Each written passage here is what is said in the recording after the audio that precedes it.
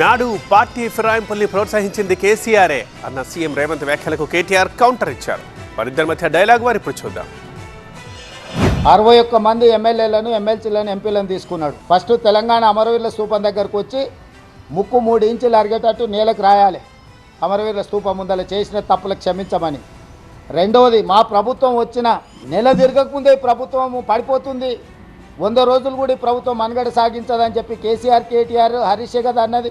దానికి వంతబాడింది బీజేపీ కదా. ప్రజలు ఎన్నుకున్న ప్రభుత్వం 65 మంది ఎమ్మెల్యేలను గెలిపిస్తే మెజారిటీతో ఉన్న ప్రభుత్వాన్ని 3 నెలల పడగొట్టమని బీజేపీ బీఆర్ఎస్ రోడ్ల మీద రంకెలేస్తుంటే మరి గాలికి వదిలేయాలన్నా వాళ్ళు ఎటు చేస్తే అట్లా?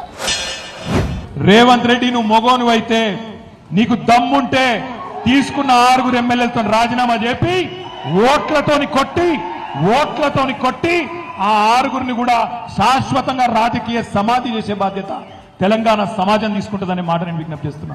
ఆ 6 రాజీనామా చెప్పి ఎలక్షన్లకు రా, జగిత్యాలకు రా, జగిత్యాల ప్రజలు సమాధానం చెప్తారనే మాట నేను విజ్ఞప్తి చేస్తా ఉన్నా. ఇంకొక మాట, ఒక్క రేవంత్ రెడ్డే కాదు, కాంగ్రెస్ వాళ్ళందరూ మాట్లాడిన శుద్ధపూసలు లెక్క.